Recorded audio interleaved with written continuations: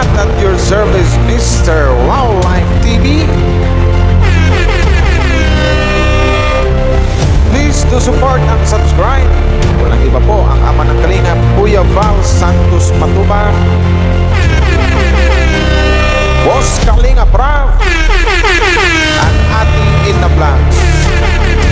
At please to support sa lahat po ng mga Kalingap charity vloggers or Kalingap partners. Once again, at your service, Mr. Wildlife TV, your Mr. Goodbye.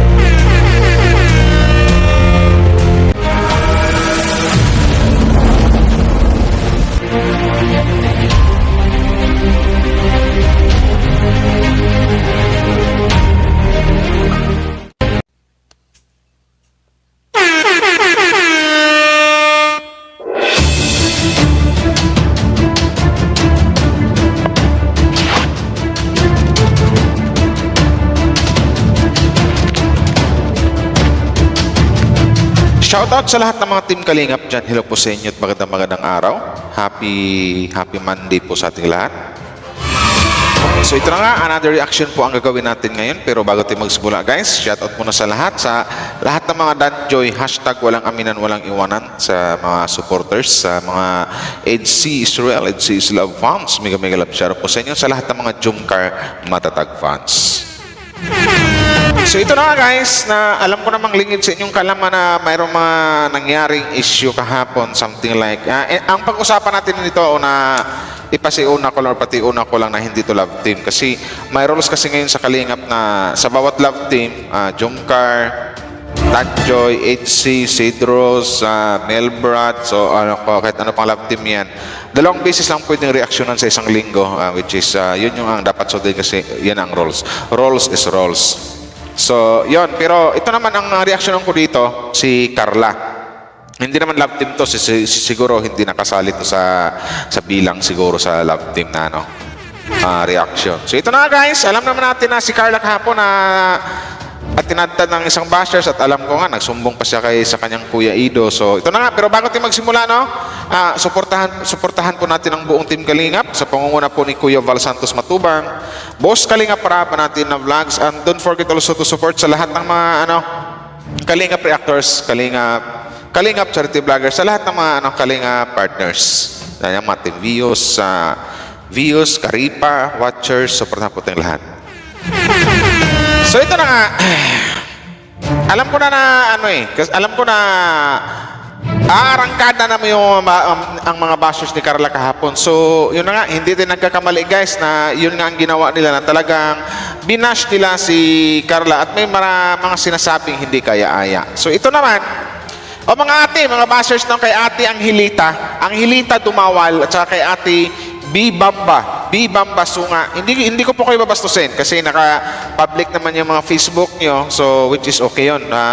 Pero hindi ibig sabihin na mangbastos na ako, yurak-yurakan ko pagkataon nyo, mumurahin ko. Hindi ko po gagayahin mga ugali nyo, gaya ng ginawa nyo kay Carla. So, ito na lang. I-jukit ko lang kayo. I-try ko kung kaya. So wala na patumpik-tumpik na. Unahin natin dito si ate Angelita Dumawal. Ate Angelita Dumawal. Kasi sabi mo dito ate, ito yung nangyari kung bakit hindi kaya nagkapag-comment sila ng ganito, itong mga tokmol na to or mga bashers na to. Kasi hindi lang nakita or nasilayan ng isang car lang nagrampa doon kahapon sa SM Daet na doon sa Velvet Box with Kalingap Angels and K-Boys. So sabi kasi ni ate Angelita Dumawal dito, mapagmalaki na si Carla, kala mo kung sino nang nagpa-importante. So ito ate unang-una ate, Angelita Dumawal, mali po kayo ng iniisip nyo. Baka kayo po ang ganyan, hindi po si Carla. Huwag mo sabihin mapagmalaki or nagpapa-importante. So, ilagay ko lang ang sitwasyon natin. Balik natin yung sitwasyon natin kung sa'yo nangyari ito. Ano bang uunahin mo? Yung pagrampa-rampa mo or yung may nanganganib na buhay? Na dapat tulungan.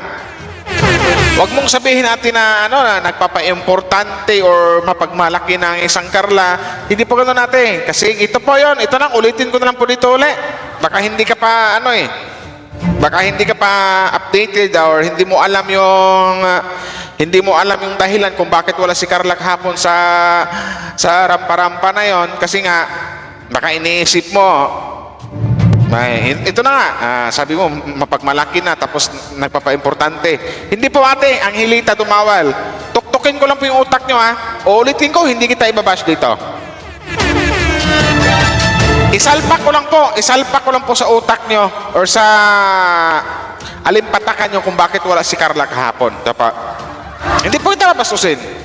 Wala po si Carla kahapon, isang Carla Tupular, ang isang Carla Bells or Baby Carla na tawag ng mga Jumcar Matatag fans. Kasi po, mayroon pong emergency nangyari po sa kanyang kamag-anak or sa kanyang, pinsan. Parang, I'm not sure kung magpinsan sila basta kamag-anak or magpinsan sila ni Arjane na which is beneficiary po ni Papa Edge or ni Kalingap Nido. May nangyari po na parang inatake ng, asthma ba yun or sabi nila hika na dapat agarang isugod sa hospital po. So kayo po, ang hilita dumawal. Nakatukatukin ko lang or alog-alogin ko lang yung utak mo.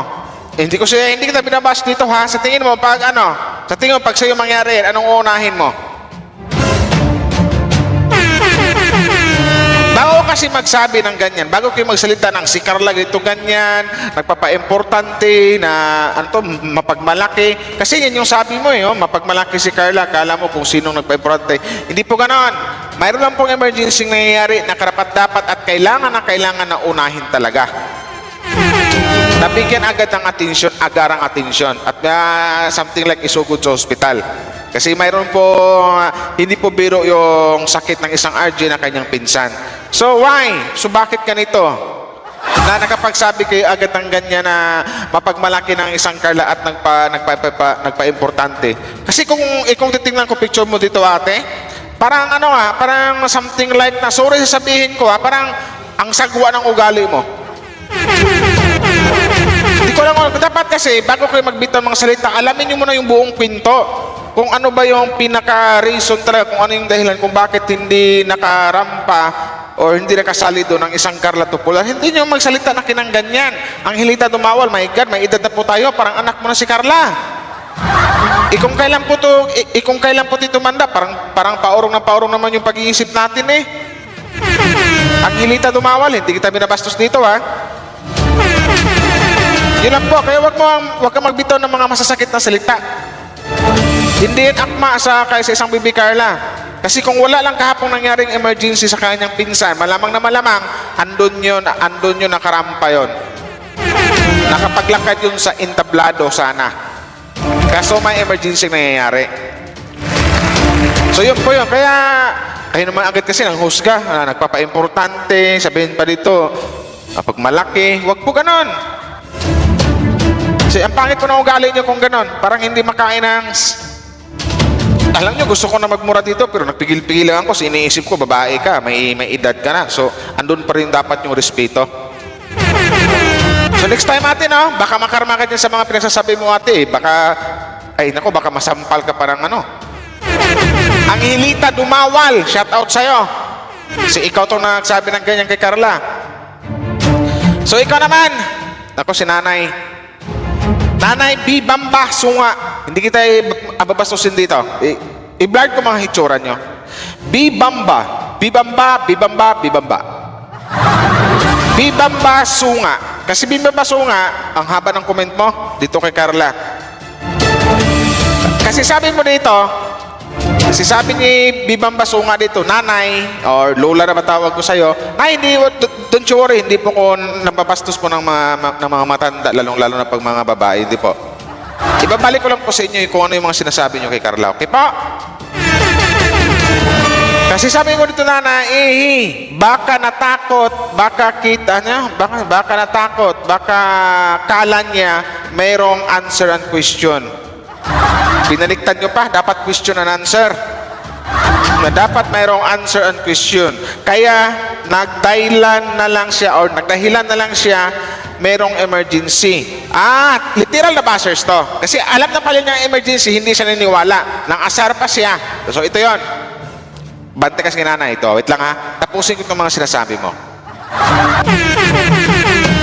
Yan ba yung sinasabi yung top 7 sa most beautiful? Sa most beautiful? Tama nga ang sinasabi ng isang vlogger. Maganda lang pero walang kukunat. Alam mo nanay, yung mga sinasabi mo nanay, tumpak na tumpak sa sarili mo nanay, bibambasunga. Kasi dito pala, kung mag-comment ka, parang wala kang pinag-aralan. Sorry sa words ko nanay, no? Ramdam na ramdam ko dito nanay na kulang ka sa edukasyon. Huwag mong igaya yung sarili mo dito kay Carla. Ang isang Carla hanggang ngayon nag-aaral, nagsusumikap sa buhay. Tapos sabihan mo na lang ganyan, kasi parang something like natakot ang isang Carla kasi mayroon daw answer and question, binaligtad mo pa. Dito pala nanay, mahalata ko na wala kang pinag-aralan eh. Dapat sinabi mo, question and answer. So yun ba ang tingin mo kay Carla? Grabe ka naman anong matawag dito, ng husga o ng lait or makapanghusga kay Carla. Nasabihin mo natakot kasi baka mayroong question and answer. Pero sabi mo dito, answer and question. Kaya nga nagdala lang siya para nagdala lang siya mayroong emergency. Mayroon naman talaga nanay emergency. Bakit ayaw mong maniwala nanay? Literal na bashers ka nanay. Katanda-tanda po na nagiging basher ka pa. Hindi ka ba nasasagwan o hindi ba tumatayo yung balahibo mo dyan? B. Bambasuga? B. Bambasuga sa mga sinasabi mo? Nagiging basher ka ni Carla? Na alam mo palang mayroong Naalam mo palang mayroong emergency nangyayari pero ganyan lang yung sasabihin mo, hindi ka naniniwala, pinagtatawanan mo pa. Kusa, yan ba yung sinasabi mong top 7 most beautiful? Kasali talaga. Most beautiful, pero ang itsura mo dito nanay, kahit pa pang number 100, hindi ka makakasama nanay. Kasi something like dito, ang sa akin dito, kung itindihin ko itong mga sinasabi mo, parang something like nilait mo si Carla eh. Kung sa inyong dalawa ni Carla nanay, malayo nanay, masasabi ko lang si Nay B. Bambasunga, ulitin ko, hindi kita binabash dito ha. Mas maganda pa yung anino or shadow in English. Mas maganda pa yung anino ni Carla kaysa sa pagmumukha mo nanay. Huwag kang masaktan. Binabalik ko lang sa'yo kung ano yung mga sinasabi mo kay Carla. Pangalawa, hindi kita binabash dito. Pinaparamdam ko lang sa'yo kung anong sakit ang naramdaman ni Carla. For example, ikong mabasa ni Carla to. Tama nga sinabi ng isang vlogger. O sinong vlogger yung nanay? Maganda lang pero walang kukunat. Ikaw yung nanay. Ikaw na nga nanay, wala ka na nga kukunat, hindi ka pa maganda. Sa mga anak ni B. Bambasunga, huwag kayong magalit sa akin ha. Magalit-galitan tayong lahat talaga. Nanay yung nangunguna dito. Hindi ko minura yan, hindi ko binabash yan. Binabalik ko lang kay B. Bambasunga yung mga sinasabi niya kay Carla. Kasi unang-una dito, hindi matanggap ni Bambasunga. Di ba, nagnanay pa ko sa'yo. Nay B. Bambasunga, hindi niya matanggap na nag-top 7 si Carla sa most beautiful vloggers or admired vloggers. Hindi niya matanggap yon. Tapos nagdahilan lang daw si Carla na may emergency kasi natakot daw si Carla kasi mayroon daw ang sabi na dito, answer and questions. Binaliktad pa. Dapat yung question and answer. Dapat sinabi mo lang Q&A. So literal na bashers ka ni Carla talaga. So hindi ka nahiya sa sarili mo nanay? Na sa ganyang edad mo, lampas-lampas ka na sana. Kumbaga 60 years old ka na mahigit yun. Siguro eh. Hindi ka nahiya sa sarili mo na sa ganyang edad mo, sa ganyang pagkatanda mo, nagiging basher ka pa?